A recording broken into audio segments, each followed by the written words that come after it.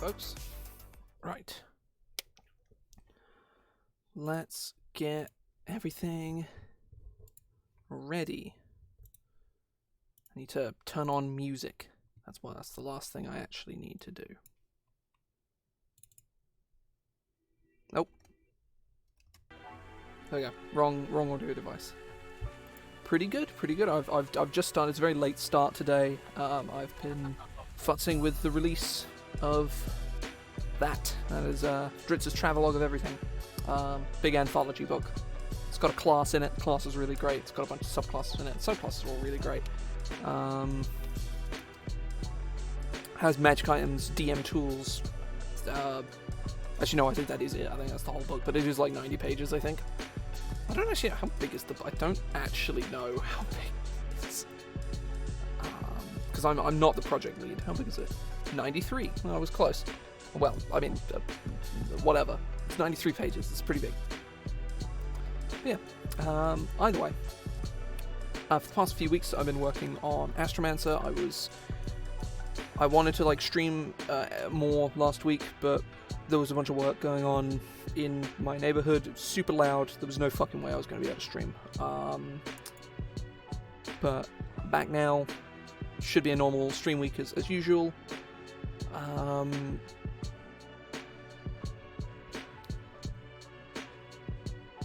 say I would strongly recommend looking at Tactician. I was because I wasn't on the dev team, as it were, for Tactician. There was basically the obviously there's a whole bunch of writers of the book. Most people wrote a few subclasses. I wrote 6. Some of them I actually did on stream here. I did the Path of I think it got renamed to the Path of Revelry. I did that on stream.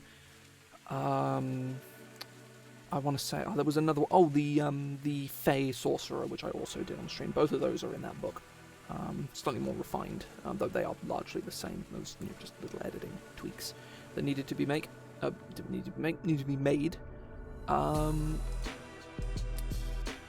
So yeah, there was that. There was the Tactician team was basically, there was a planning team, and then some of those people were part of the core dev team, and it went through several rounds of edits, and I was brought on as hey, we want one more person to go through the Tactician and comb everything out. Can you do it? And I was like, yeah, sure, why not? I went through, and I was honestly pretty blown away by what I saw.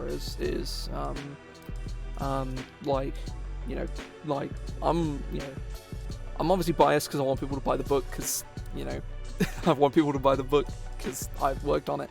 But I think the Tactician alone is a selling point, because it is the best and the most unique take on the the Warlord from 4th edition kind of character design or class design trope that is basically fucking everywhere in 5e design. It is everywhere. Everyone and their mother has made a Warlord, and they're all the fucking same. Tactician has some of the hallmarks, because they're some of them you can't be without, but it is a really interesting execution of the class as a whole. I think it's really good. Perfect plan. The feature is the je ne sais quoi.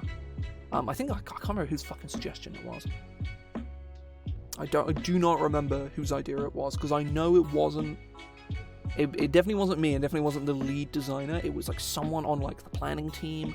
It might have even been one of the editors or something. It gave the idea. I don't remember. I'd have to look back to fucking fucking through Discord chats from a year ago at this point. Yeah, Dritz's is great. I think it very much deserves to be up there with things like Tasha's Cauldron or Tasha's Crucible of everything as guild big name products, because it is just really good. And we are planning on doing a second as well. Hint, it's actually already half done. Has been for a while. I've made a couple of the things on here in secret. Did one quite recently as well. But no one knows that yet. Either way, I'm going to shut off about plug in my bullshit. I hate plugging, but I do feel, you know, somewhat passionate about about Drix, because I think it is genuinely really good. And it's not just my stuff, so I don't feel quite as bad. But we're gonna carry on. I've been last couple of weeks basically designing concepts for the very very inconspicuous.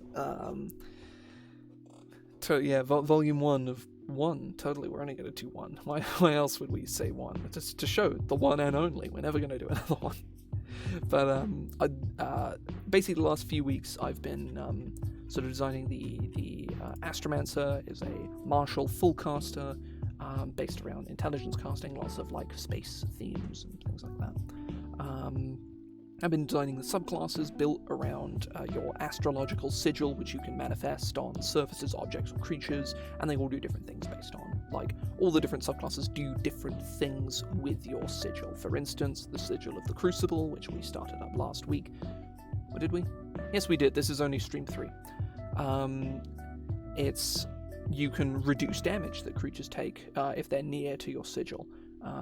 And you can only do it once, but once you do it, you can spend spell slots to do it more. That's sort of the theme of the Astromancer, is it's sort of kind of stumbled into it, because generally speaking, when you're a martial caster, you kind of just have infinite spell slots, especially when you're a full caster like a Blade Singer, because all you're using them for is to just like cast shield and absorb elements and like occasionally haste or spirit shroud yourself, and that's kind of it. That's like all you do, because there's no point in doing anything else with your slots. So you just have as much as you need. Use them for utility spells, out of combat stuff, which is cool. But Astromancer, all of these features are grounded in that you can do them once for free. After that, you need to spend a slot to use them again. So it gives you an incentive to actually spend your spell slots. It's a little pricey at low level, so I maybe want to tinker with that a bit. But as it stands at the moment, I think it's in like. It conceptually feels like a very strong sort of point of design to, like, you know, force you to actually care about using your spell slots, despite the fact that you are a martial full caster. Like, you gotta actually fucking use your head, and that feels good. There's definitely going to be some sort of push and pull between when you get to higher levels and you get like really powerful like spells. You know, do I actually want to like grow up and master a guy, or am I just going to fucking cast Meteor Swarm? Like, what's up there? Like, you know, I feel like that is going to be weird to balance. And, you know, maybe we get through this whole thing and we go, you know what? Maybe it being a full caster just doesn't fucking work. That is my primary concern, is that it being a full caster is like just tipping it over the edge and making it way too good. Or just completely defeating the point of it being a martial, honestly. Like, that's equally possible, to be perfectly honest. It's definitely a big concern, but I think that will be something that will either come out from design, or something, and if it doesn't, it's something we can potentially find or maybe even disprove that that's a problem in testing, like, realistically. So I don't really have a plan for what I'm doing today. I'm just gonna work on the things that I'm working on. I did also order food, so I don't know when it's gonna turn up. So I will have to like dip for like 15 minutes and go eat, because I ain't doing that on stream. That's kind of gross. I don't have the mic for that, nor would I want to. I don't want to attract that kind of crowd. It's kind of cringe.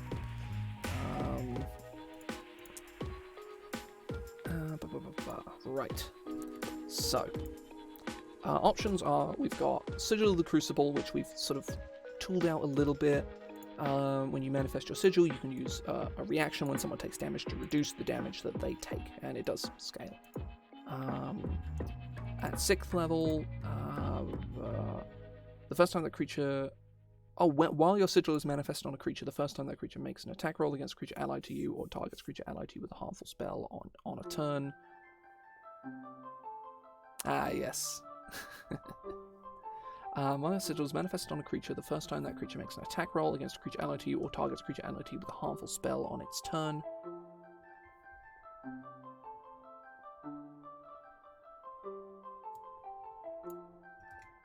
First time on its turn that creature... Oh, wait, no. Oh no, it's not on it, it's on it. Okay, that's fine. It must make a wisdom saving throw against your Astromancer spell save DC, taking 1d6 force damage for half damage, successful one. So this scales.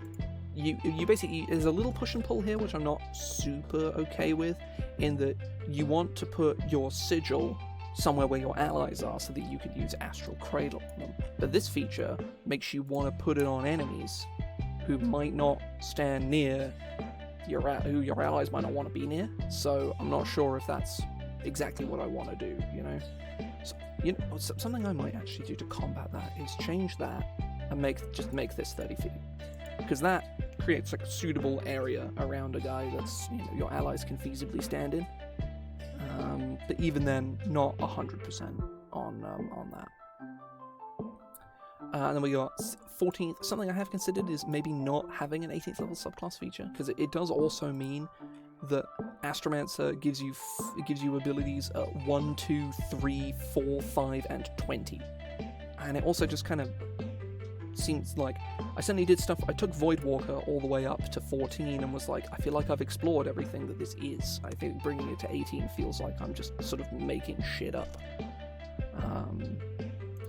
Voidwalker allows you to fly to your sigil, so you can place it on a person, you can place it on a surface, doesn't matter. You can fucking zoom straight to them.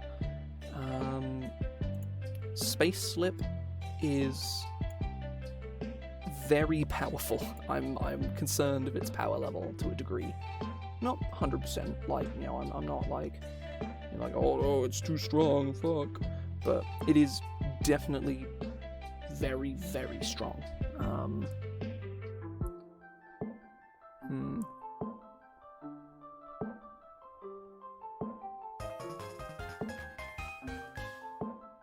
Very nice. Thank you very much. A year 20 months. I love the robotic Aussie accent. It's wonderful. It sounds so ridiculous. It sounds like a bad impression of an Australian accent. It's wonderful. So yeah, at 6th, you can manifest your sigil much further away. 10th, whenever you move through a creature's space as a part of your Void Rush feature, you may choose for that. You can just damage a creature. Like, I like this ability, like, a lot. I don't even know how good it is. I just really like it. Dashing through things and doing damage to them is, like, I love that shit. And then Shadowed Abyss, while your Astral Sigil is manifested, is an aura of shadow in a 20-foot radius around it, filling its area with dim light. Additionally, whenever a creature takes damage from your Void Rush or Astral Tail feature, if it's within an area of dim light or darkness, takes an extra 1d6 force damage. Oh yeah, Void Rush does extra damage when you use it. I always forget that Void Rush does that. And then there is Sigil of the Watcher, which literally just has this one feature, which I really like. Is, like...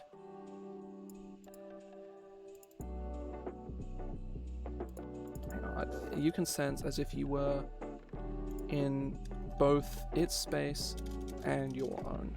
There we go, that makes a little more sense. When you've cast a spell, you may cast that spell as if you're in your sigil space. So yeah, one of the main things, you can put your sigil on objects, and those objects can move. You can put your sigil on creatures. Starry Gaze is really good, I really like it. The only issue is I don't know what the core second level feature is going to be, because it needs to be like one of these where it's a, you know, you do something with your sigil, it's a one and done thing, and then you spend slots to do it again. What is it? I want Sigil of the Watcher to care about you casting spells. However, I don't know where the like, I don't necessarily know exactly how that's going to work. Also, that's something. Does this work with the blade spells? That is an interesting rules conundrum. I'm gonna go read, like, I don't know, Booming Blade or something, and because I think Starry Gaze does actually work with the blade spells, and if it does, that's fantastic. But it might also break one of the custom blade spells I made. I'm not 100% sure on that one though. I'm gonna go look at that. You brandish the weapon using it and make a melee attack against one creature within 5 feet of you. But you may cast that spell as if you were in the sigil space.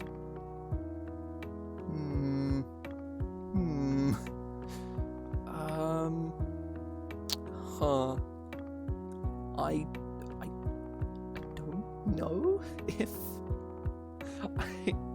I ooh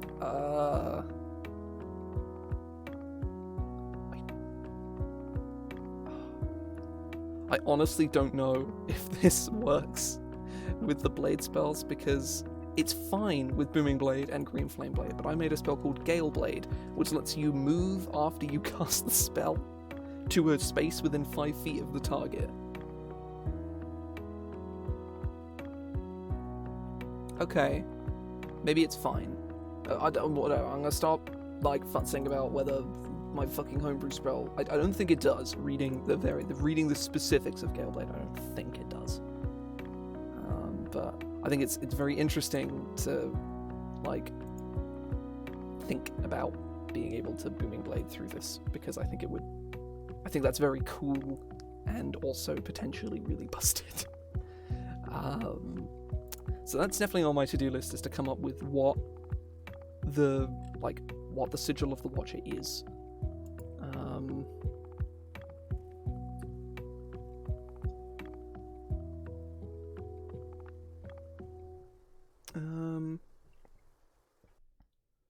Voidwalker gives you stealth. Watcher should obviously give you perception. Like, that's like a total no-brainer.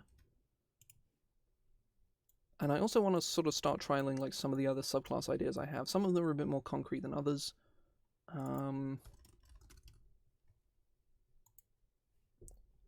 Let's go up. So I've got quite a few. Is the tanky one is definitely like on the probably not list, just because Sigil of the Crucible kind of fulfills that on its own, honestly. Like, kind of just, it kind of does its job.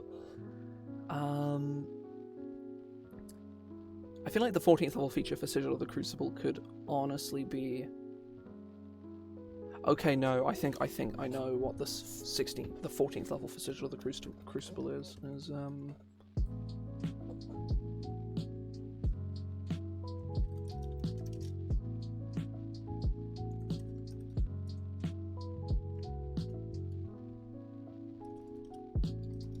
Crucible's Vanguard.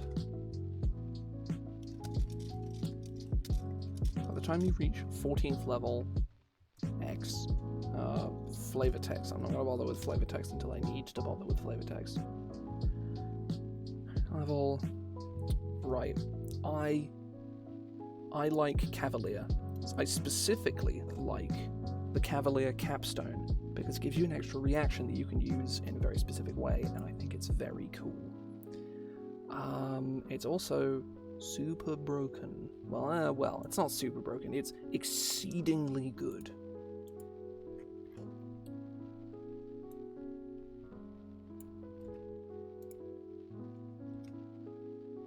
Once in it, except your turn, you can use it only.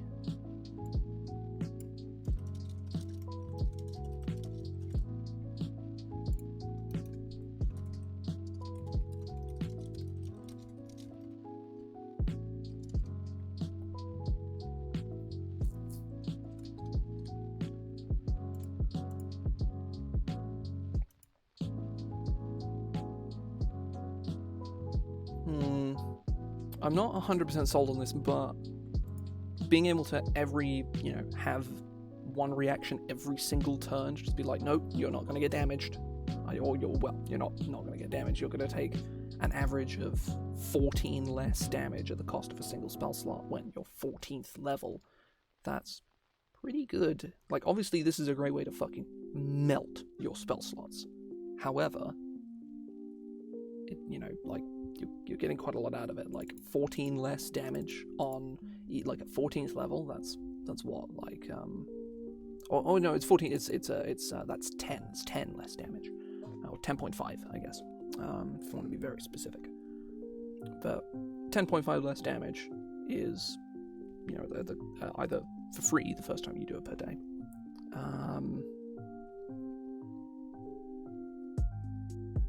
Or yeah, I'm not 100% on Crucible's Vanguard, but I think it's very cool. So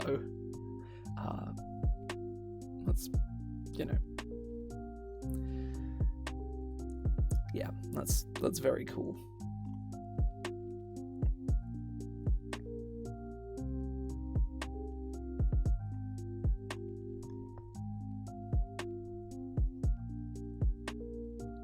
Right.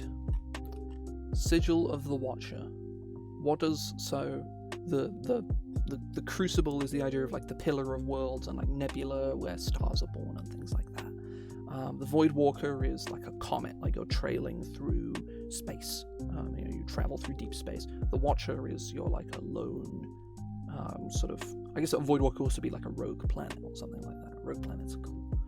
But like Sigil of the Watcher it's sort of along the lines of like you're like a distant star watching over the universe. What does that? And I also want it to be sort of focused on spellcasting, because Starry Gaze wants you to cast spells. The second level feature I want it to be it lets you cast spells in some capacity. And there's a lot of like potentially interesting spell abilities. It's just the problem with this is that you have to spend spell slots to use them again. So you'll reach a point where, you'll reach a point immediately, in fact, when you cast a spell, and then by spending a spell slot, and then you have to spend another spell slot to use the feature that you're using, and you'll very quickly not have any spell slots left. So how do we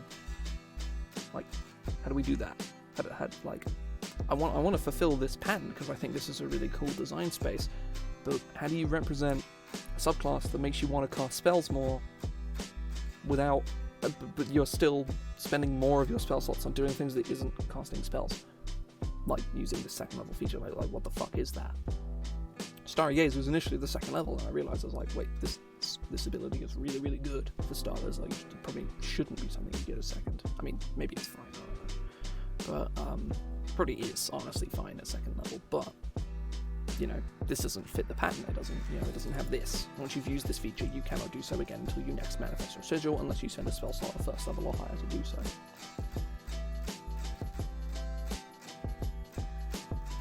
That was also something I was considering.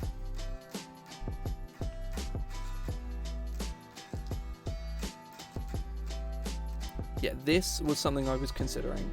I'd actually forgotten about this until just now. This is me making notes. Because at the moment you can manifest your sigil a number of times equal to your proficiency bonus per day, and then you have to spend slots to use the abilities multiple times, and that feels like kind of a double up of like resource tracking and expenditure, when theoretically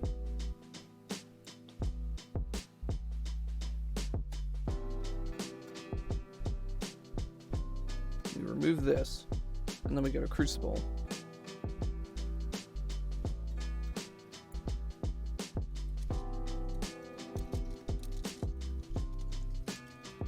Now these are once per short or long rest for free, and so you can manifest your sigil as much as you want.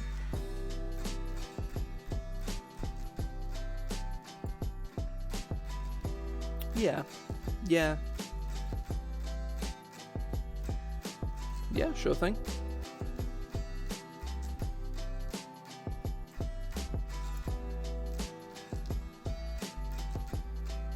Okay, right.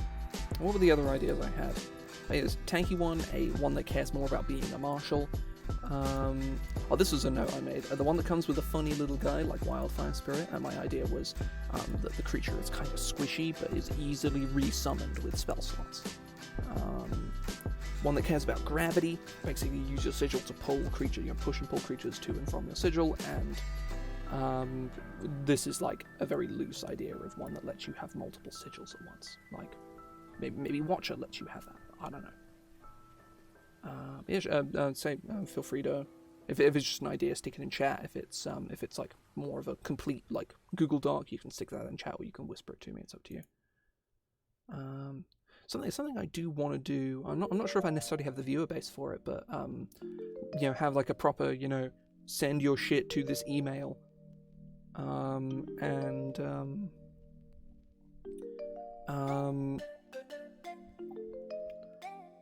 I have like a dedicated thing once every like month or so where I go through all the things that people have sent me.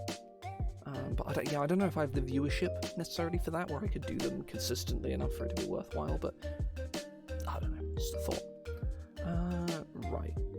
A barbarian that marks someone with a ranged attack that deals no damage, but for every 15 feet of movement they take to get to the marked I'm definitely on board for ranged attack that does no damage and marks them. That's cool. I'm not like 100% on like, because I don't know if the two halves of that necessarily feed into each other. Yeah, it's going pretty well. We mostly just like been chatting about design stuff at the moment. A little bit about Dritzers, and yeah, I've mostly just been going through like some of the stuff I've already got, sort of reconsidering things. I did make a design change on the way these abilities work. I think I spoke actually to you, Joe, about it a little while ago, where the astrological sigils, you can manifest them whenever you want, as much as you want. And it's the abilities that are limited in there. They're free once per short long rest, just to stop you having to track an extra resource for no reason. But yeah, Cole, I'm thinking like obviously it's kind of like a charge ability. Like I feel like incremental +1s are something 5e generally doesn't do, because it's a lot of tracking. And charge effects are generally if you move 20 feet straight towards the creature on your turn. Like if you've done that and you make the attack and you do the thing.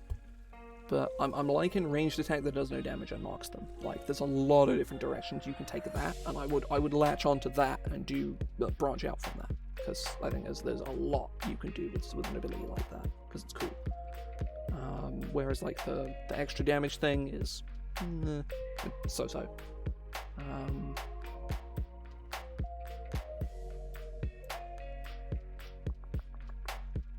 Right.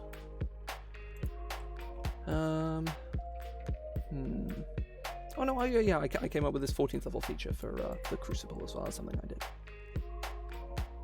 That's something I should probably check the old Twitter and make sure I don't have any like. No. I say I put out a product. A product was put out earlier on.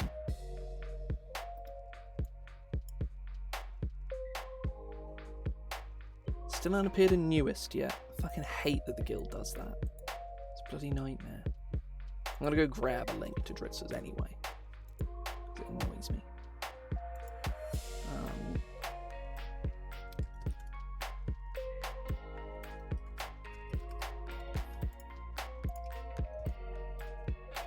There we go. I'm gonna stick that in there, because why not? Either way. Now, I think I'm leaning more and more into not having 18th level features for the subclasses. I think I'm going to stick with them for now until I come up with an idea for any of them that I'm like really fucking sold on.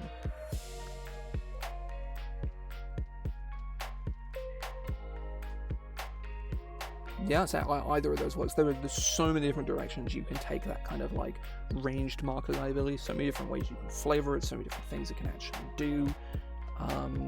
And basically anything that adds, a use your brain kind of like mechanical aspect to a barbarian is, I would say, objectively like you can go wrong. You can design it badly, but like it's a good idea to add any amount of brain think to barbarian at all. Like the idea of, do I attack a guy twice, or do I mark a guy and then attack them?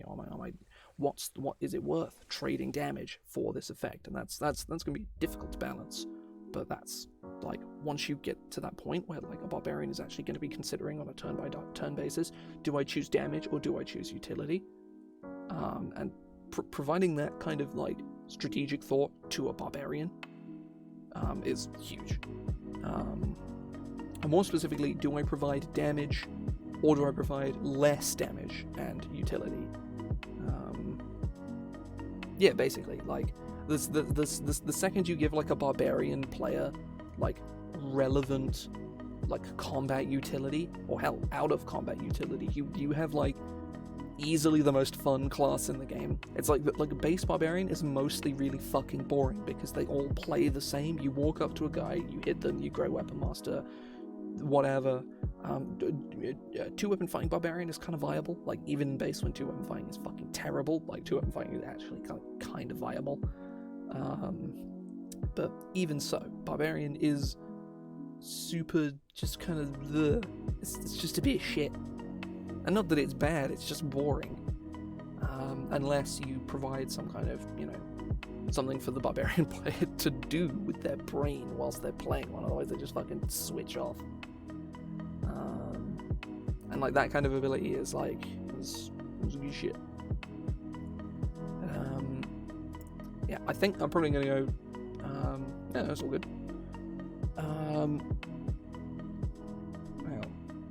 Where's my phone? There's my phone. My food is here. I'm gonna go get it.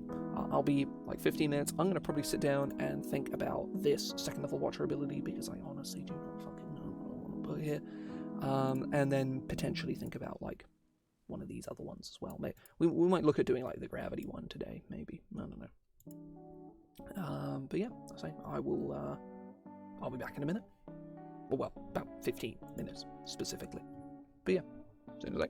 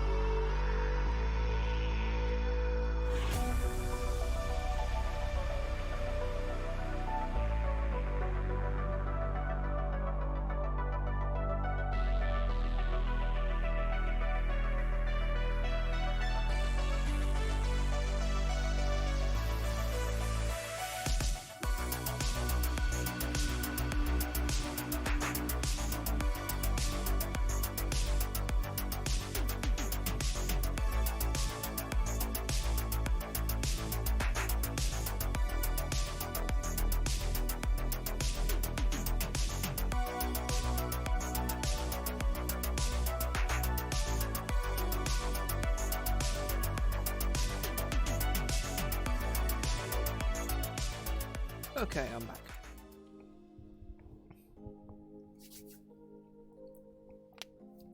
Now, I did get distracted, but I also named the gravity sigil, Sigil of the Event Horizon, which is, I mean, I know that's pretty sick. So, oh,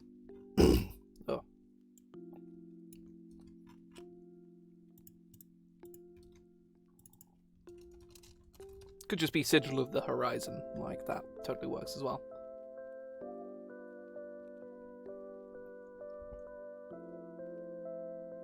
Yeah, that's kind of cool.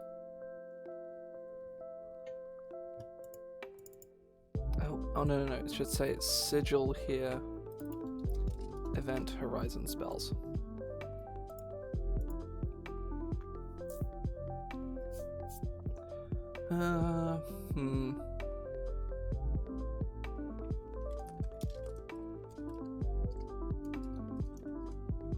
I don't know what proficiency you should be getting from this.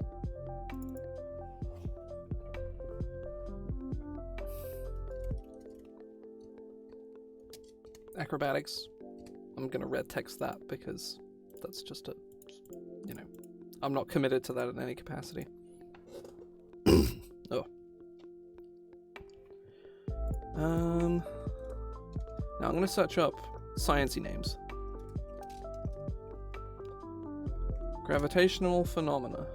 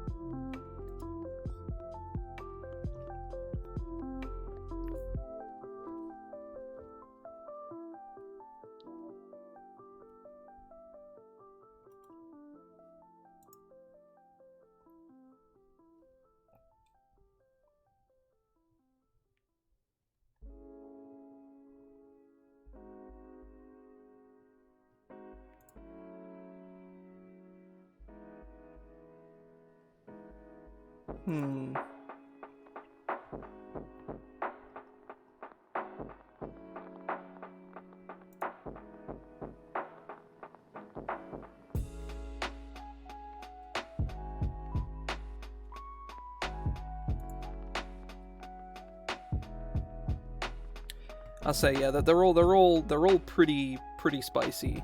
Like, that is one thing, is maybe this subclass should be called the Astrologer, but Astrologer does invoke the idea that it's just a spellcaster, whereas Astromancer feels like, I don't know, a little stranger, a little more sort of out there. But I don't know.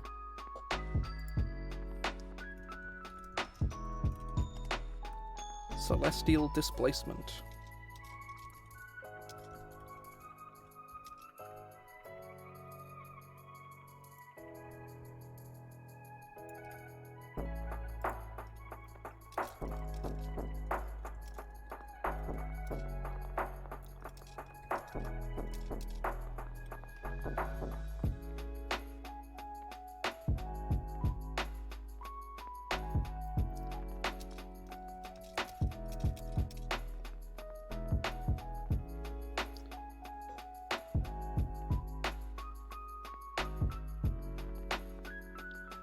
Onto a creature or object within 30 feet.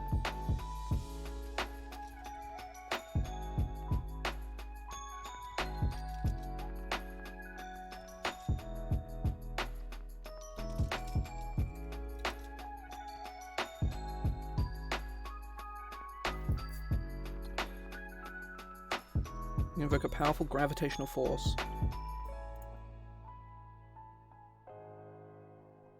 Yeah, that's like I could definitely do sort of a fate themed thing. Like I could totally do something like that, and I'm all for it because like Elden Ring astrologer lore is sick as fuck. Oh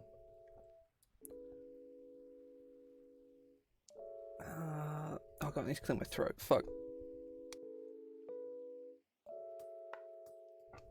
No. I'm gonna move my plate out of sightline. There we go. Oh, let me make sure it's not going to fall over. Oh, I've just been sent my comp copy of Dritz's. Not that I need it, to be fair, because I got sent the final print version when it was done, like weeks ago. But I've just been sent it. Onto Creaturology. The target is pushed up to 10 feet.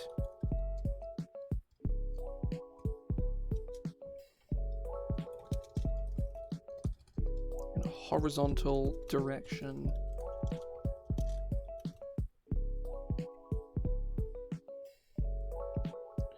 In a horizontal direction you choose. Let me check. And because compulsion works and kind of works like this. I still need to finish my third playthrough of Elden Ring, because like being a caster in that game, because I sort of lent into like gravity magic, and I kind of wish I hadn't, because like throwing rocks at people is getting real boring. I think it was the main thing that was like my first two playthroughs were like really fun and like high octane shit, whereas this game is I literally just, you know, walk around and hold RB to cast my spell and point it at the guy, and it's just kind of uninteresting, honestly. Being a full caster in Elden Ring it's not boring. It can get boring. I don't know. It's weird. I'd certainly in the inevitable instance I end up playing Elden Ring a fourth time. Like, I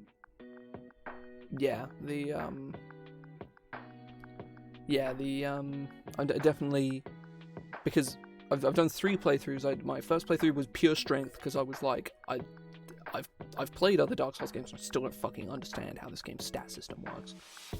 So I played pure martial build, great sword, shield, heaviest armor I could find, all points into vigor, strength, and endurance, and it went great. Like, it was a fun playthrough. It was challenging. Some places were kind of bullshit, but for the most part, it was like 80% of my playthrough was like, no more than that, like 95% of my playthrough was fantastic. Second playthrough, dual wielding katana bleed build, because it looked stupid and bullshit, and it was, but it was very fun. Absolutely melting every single boss in the entire game, especially melting Melania on I think my second attempt. Oh, okay. I assume that's I would assume that's O'Neill's. Did you get a memory from O'Neill? I don't actually know. Does Commander O'Neill give you a is it not memory remnant? Is it remnants? The things you turn into boss weapons. I can't remember what they're like, memories or remnants or something. Does O'Neill give you one? I don't remember. Either way. I was looking at compulsion. That was what I was doing.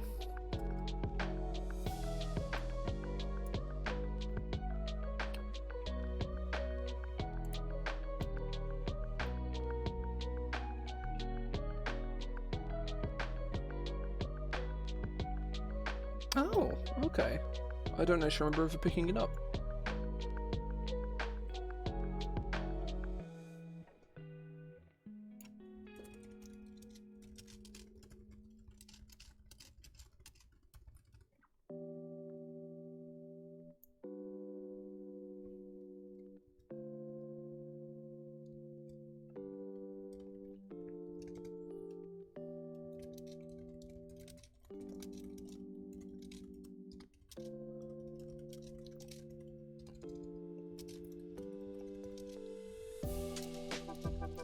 Made against your Astromancer spell save DC.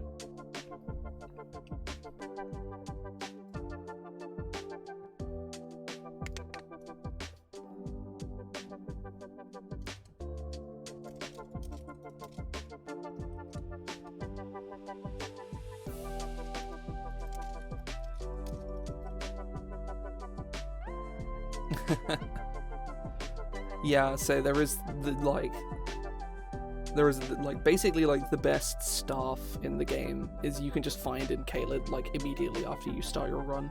it was like, I'm finding all these cool staffs, and like, it's just the gravity one you find in Caelid has S scaling, and not a single other staff in the game does have S scaling, so why would you ever use any of the other ones?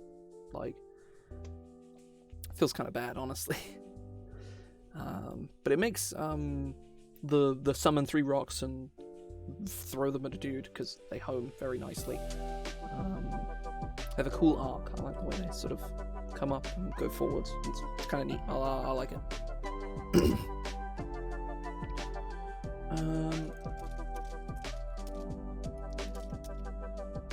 Must not be being worn or carried.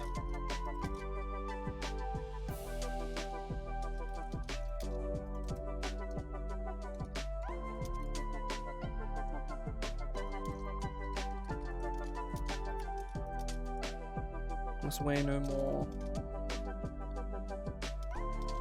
than 30 pounds.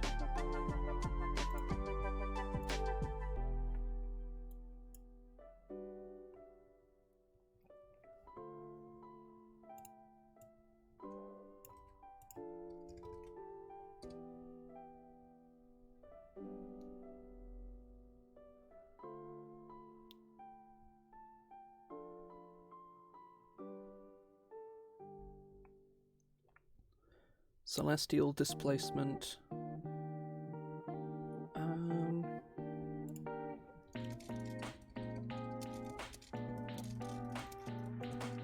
They would have just been carried.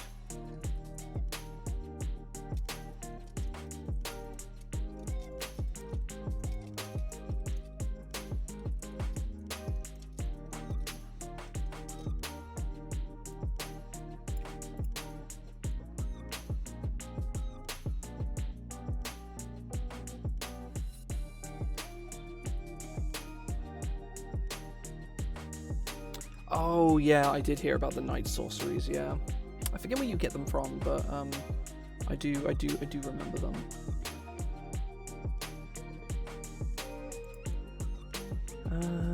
Or as a bonus action on each subsequent turn, you can invoke a powerful resonation on a creature or object within 30 feet of your sigil. The target is pushed. The target is pushed 10 feet into directions horizontal to you that you choose, and when the creature can resist its effects with successful dexterity save, strength saving through mitigation of Astro. Spell save DC. An object you target with this feature must not be being worn, and must weigh no more than 30 pounds. If the object is being carried by a creature carrying, as the object is being carried, the creature carrying it can resist the object being pulled with. Just resist the effect with a successful strength saving throw.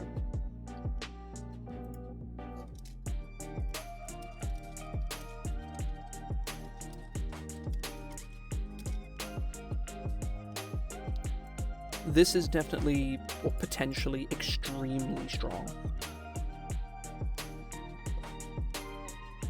So I'm going to red text that 100%.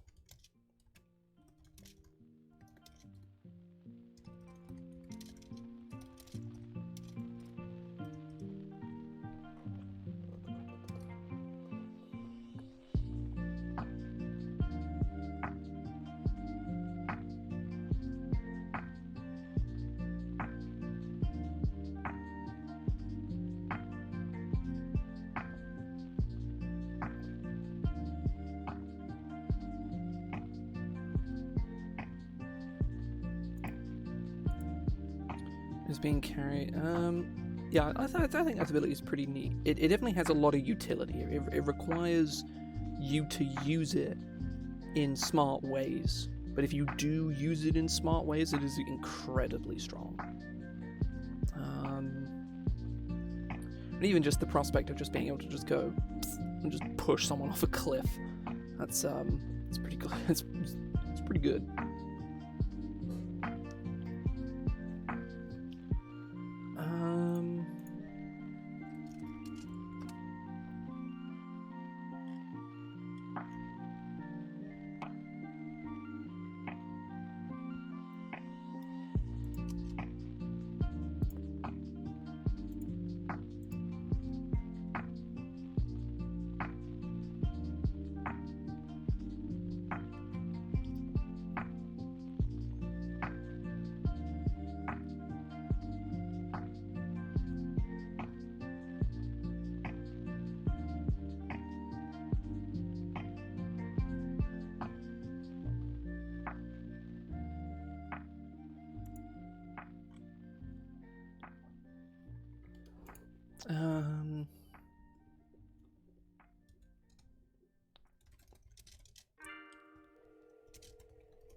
Sigil of Potential. I'm gonna red text this name because I'm not sure if it's scientifically accurate for me to say say gravitational potential here. I'm not entirely certain. A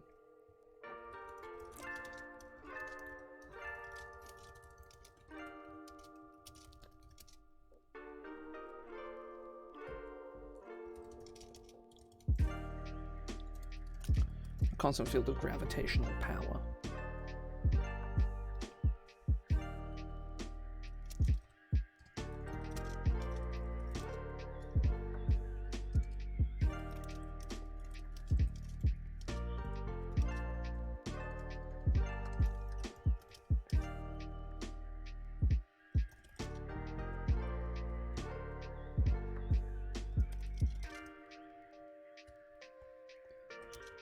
Choose either pull or push.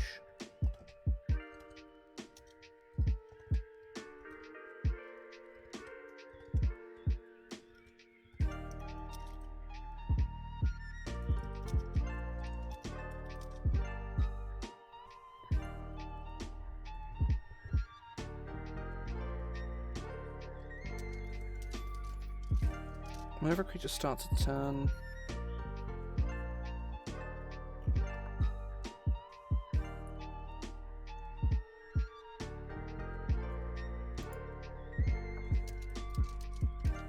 whenever a creature starts a turn within 30 feet of your sigil,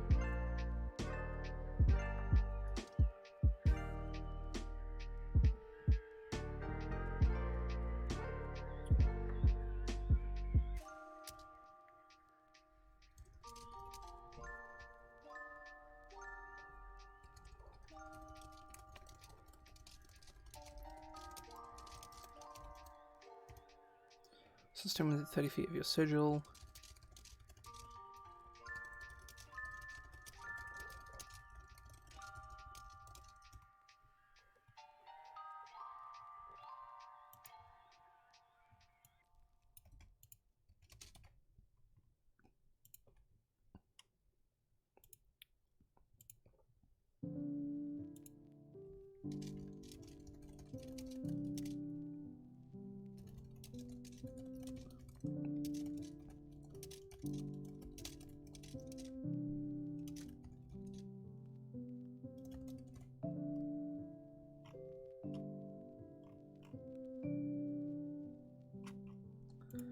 Pull.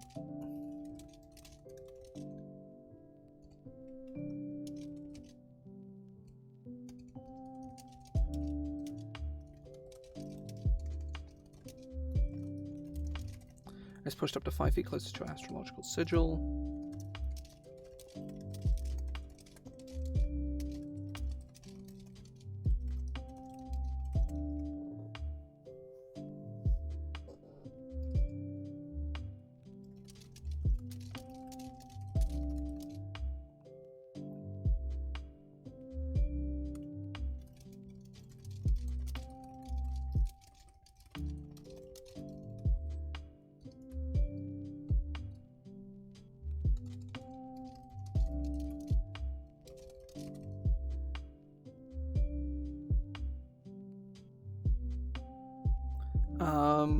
I definitely wouldn't have it be 1-for-1. Mostly just because there are, like, that is a lot of damage.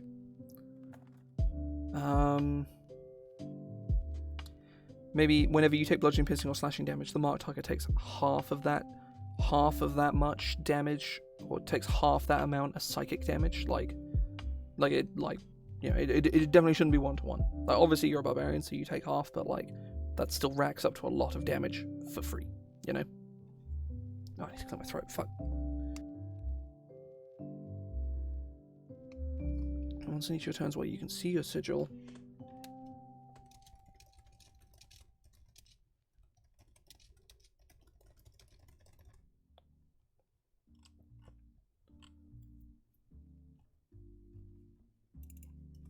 Sign of potential.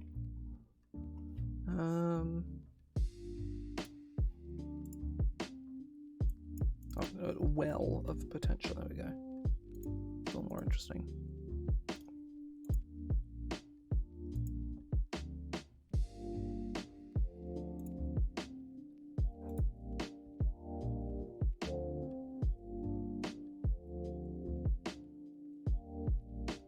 Oh no, that isn't a free copy of Dritz's.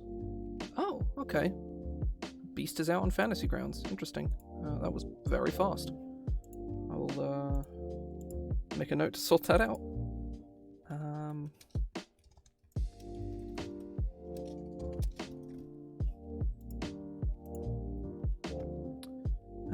Right.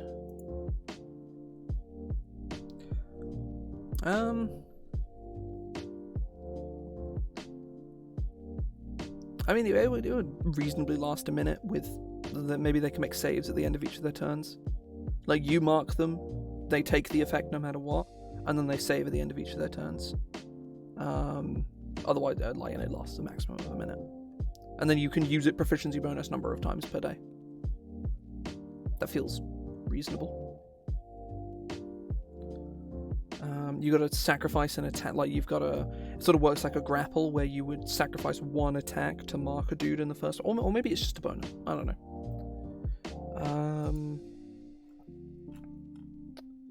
Well of potential.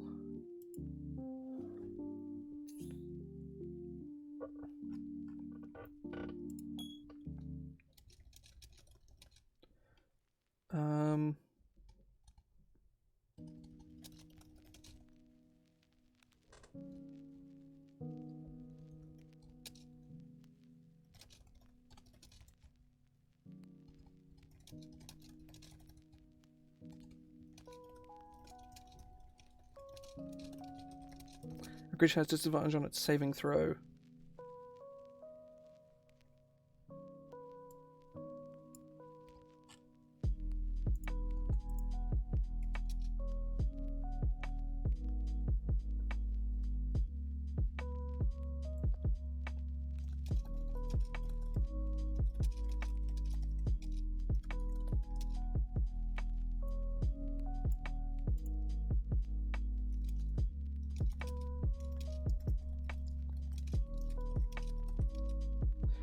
On saving throws made against this feature, and it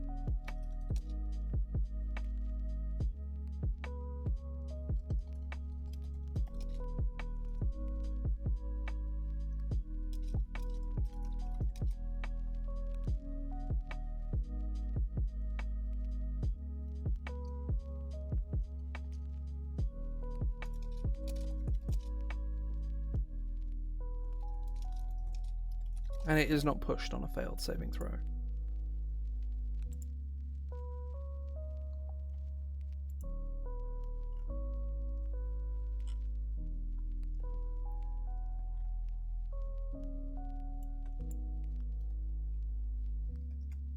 I think this is a 10th level feature, honestly. It's really good.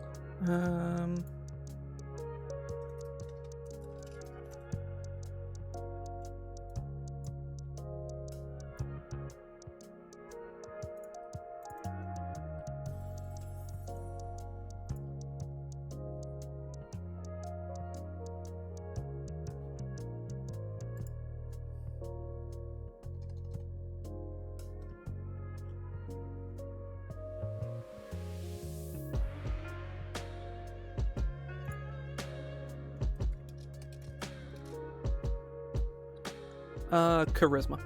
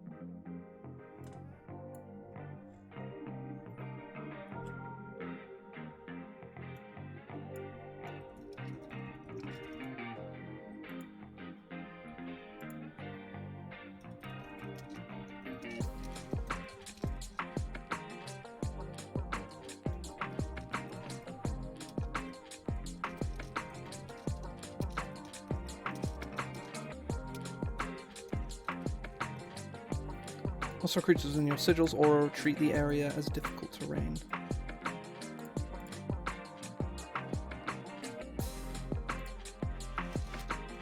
As if it were difficult terrain. This is very simple, but I kind of like it. I think it's fairly interesting.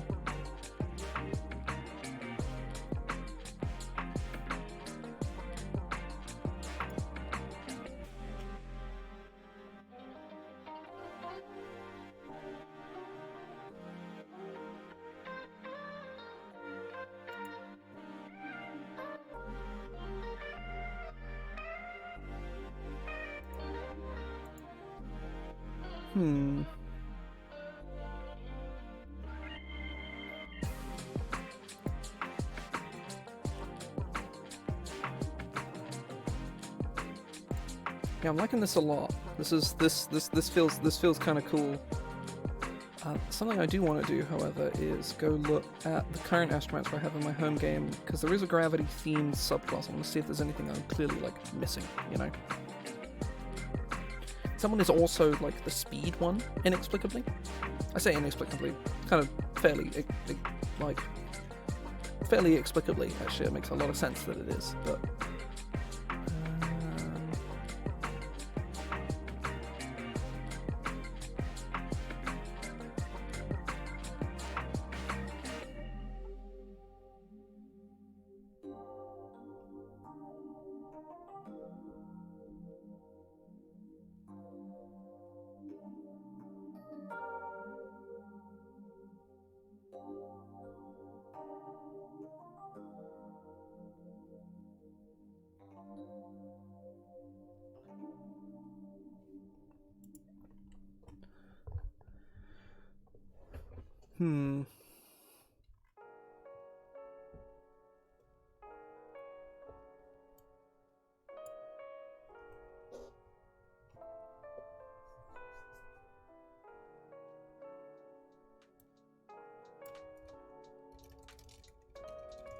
Cosmic differential.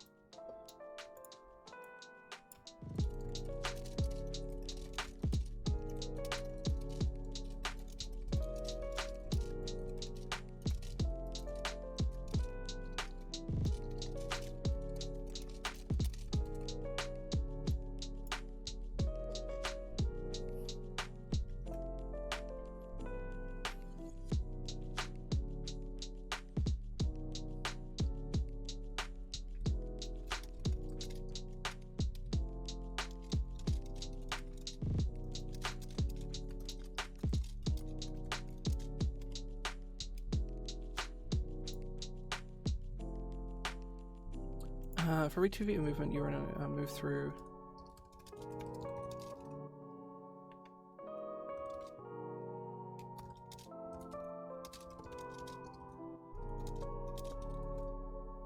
You spend only 1 foot of movement. For every 2 feet of movement, you are now allowed to move through your Sigil's aura.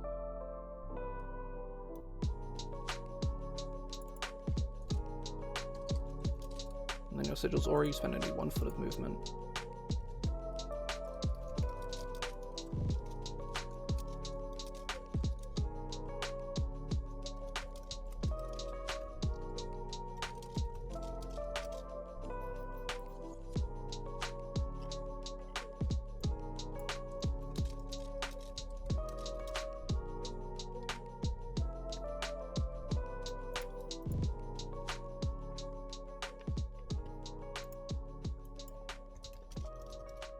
me look at plant growth.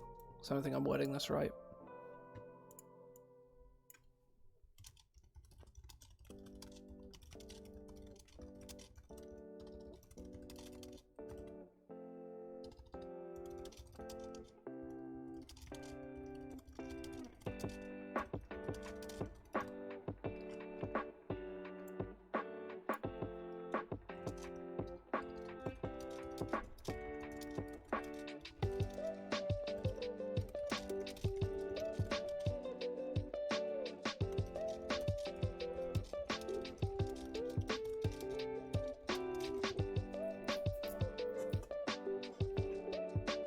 Okay, yeah.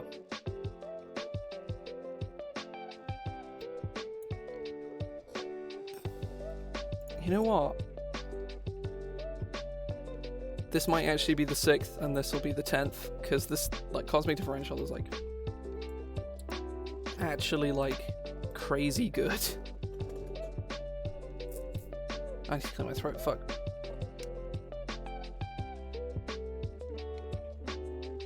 Oh.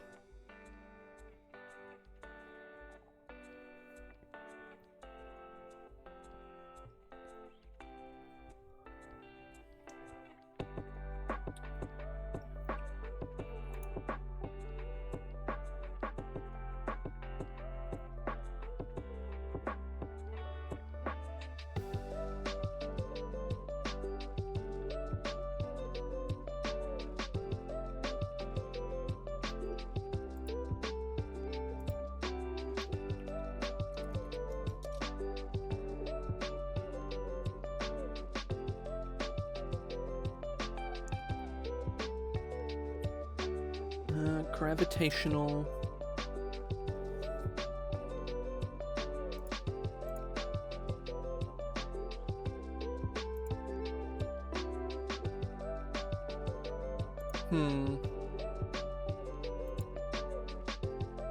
I need a name for this. Need a name.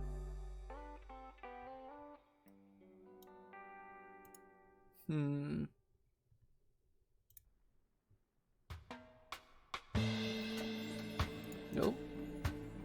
Oh, it's a little louder than I expected.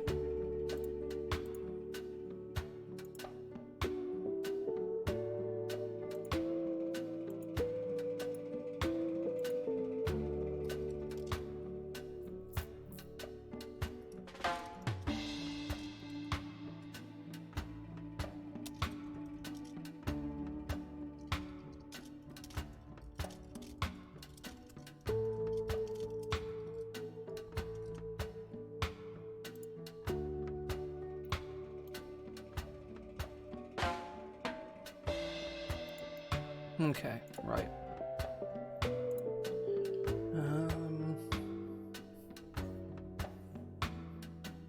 Gravitational mastery. It's kind of a boring whatever, but you know what? I'm gonna make an executive decision. These are going. No 18th level features for the subclasses. We will come up with a new 18th level thing, whatever that is.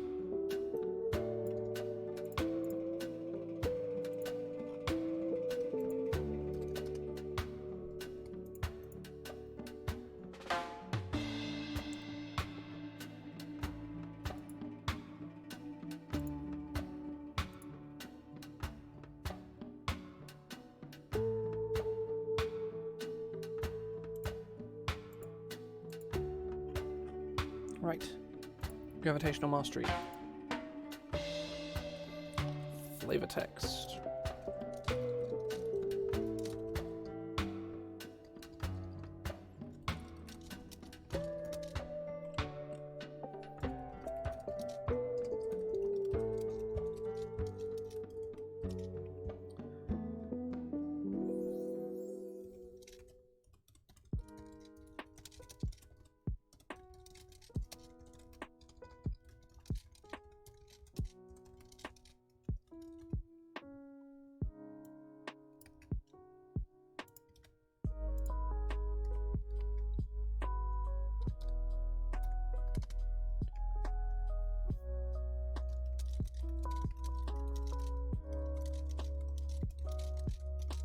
Use this feature a number of times equal to your...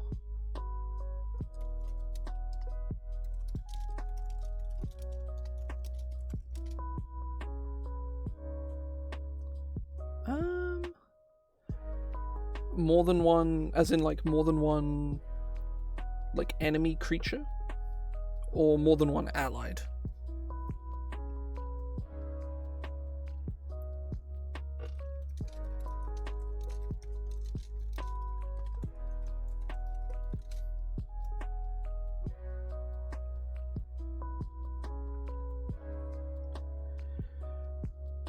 Additionally, I mean, yeah, that seems fine. I think the idea of making a ranged attack against them could get kind of weird, but being able to affect more than one creature at a time seems like fine. Like if they're like that seems fine even just in general, honestly.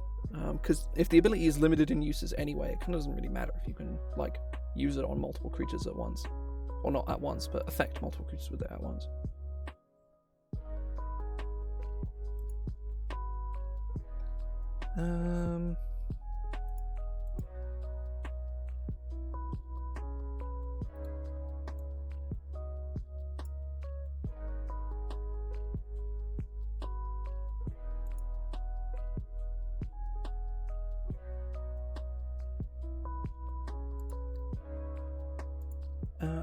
Additionally,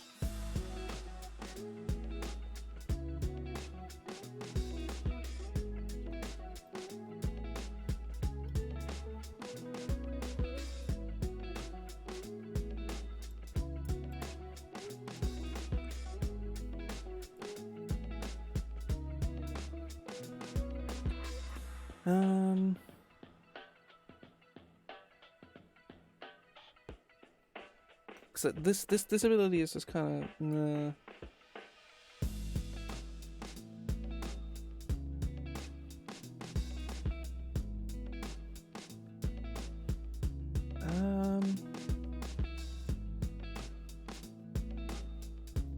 maybe. I mean, I think realistically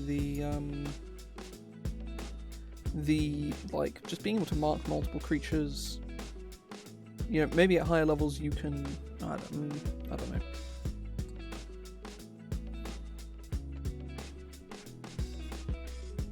Yeah, I don't know.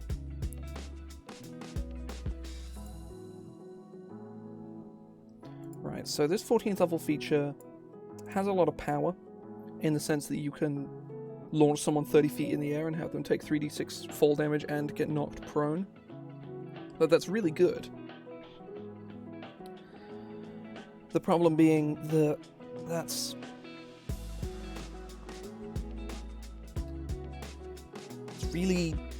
just not super interesting.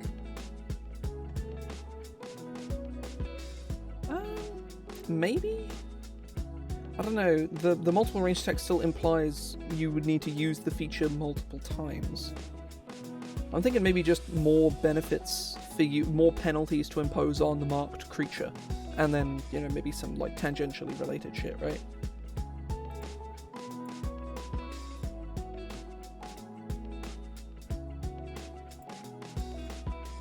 But I don't know.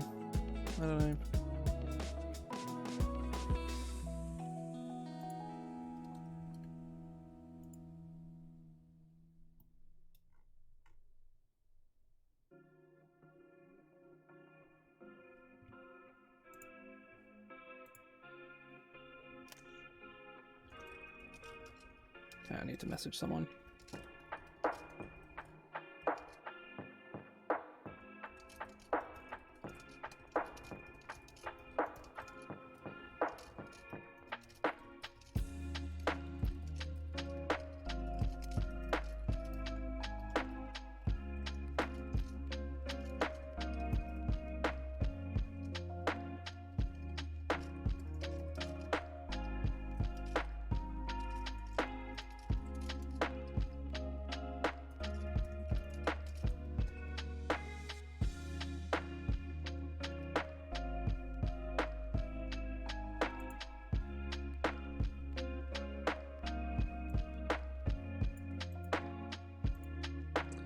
Okay.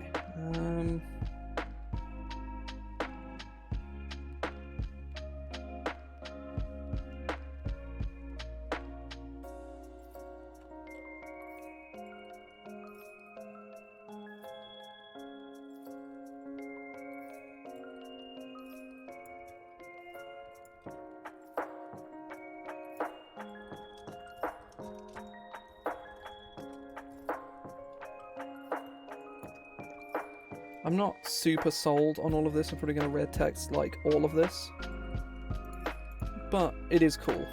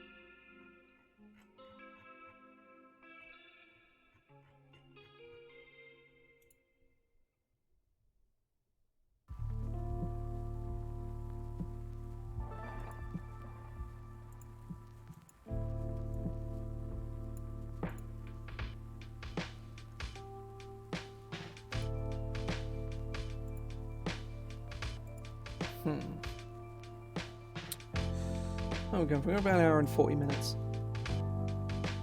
I think I might actually stop here for today. I'm not, like, I think we've done a fair amount. We've, like, basically done a whole subclass today, and I'm fairly happy with how it's turned out. I'm not 100% on, like, its exact power level, and there's definitely things I want to monkey with it, but it is cool. By the time we get out the other side of this, we're almost certainly going to end up having, like, quite a few of these. So I'm very much looking forward to that.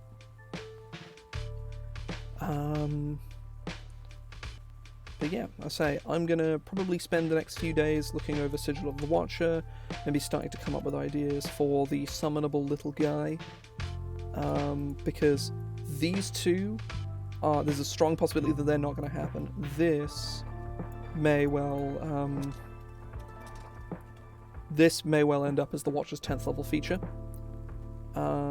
This is 100% going to be a subclass. It's totally going to be its own thing.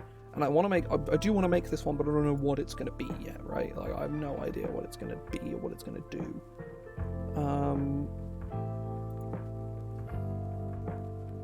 And I do want one that is brand a guy.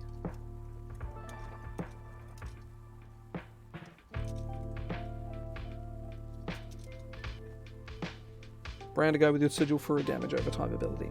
That's kind of what I want. But again, this is all, like, it's all loose at the moment. At the moment, the class doesn't have a 3rd level feature. I don't know if it's going to get one. I want it to have one, but I don't know what it's going to be.